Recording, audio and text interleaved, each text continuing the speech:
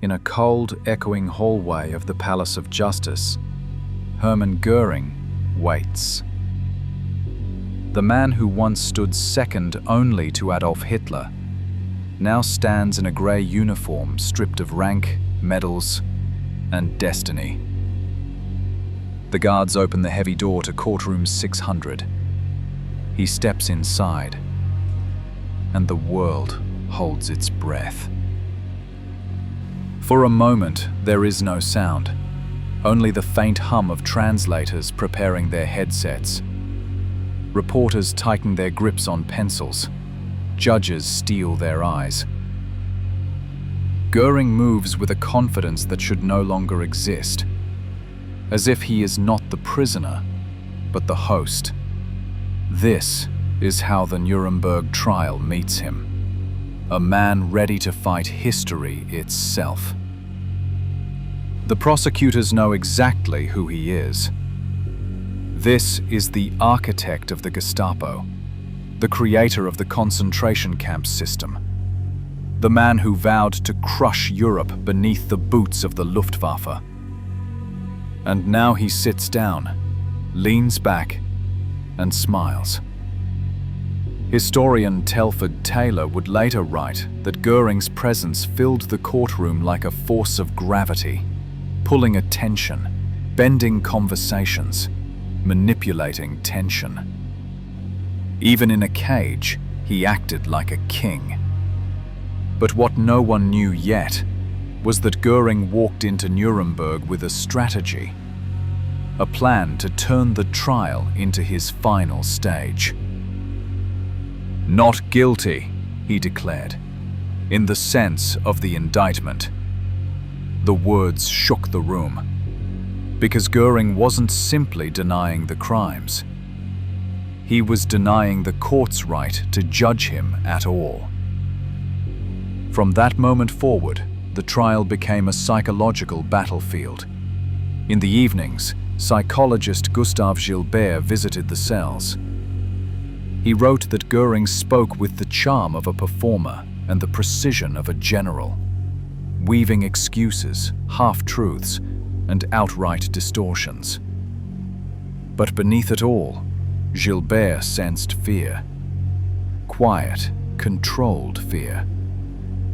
As if Göring knew that the world's patience for him was running out. One night, Gilbert found Göring unusually quiet.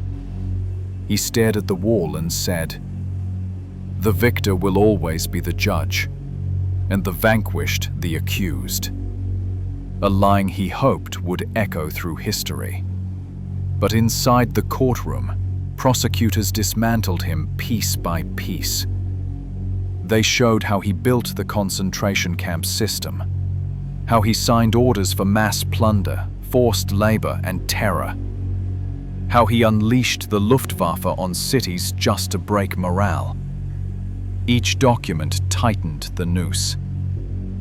Yet Göring kept playing his role, the proud soldier, the loyal nationalist, the reasonable man defending unforgivable crimes.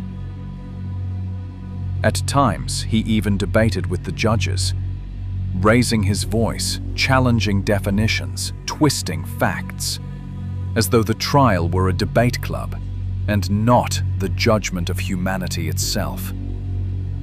But witnesses began to speak. Auschwitz survivors, slave laborers, men and women whose families disappeared under the machinery Göring helped build. Their stories cracked the facade he crafted so carefully. No amount of arrogance could silence what they endured. Psychiatrist Douglas Kelly observed that Göring's confidence hid a deeper truth. Without Hitler, he was a man whose world had collapsed. But still, he fought.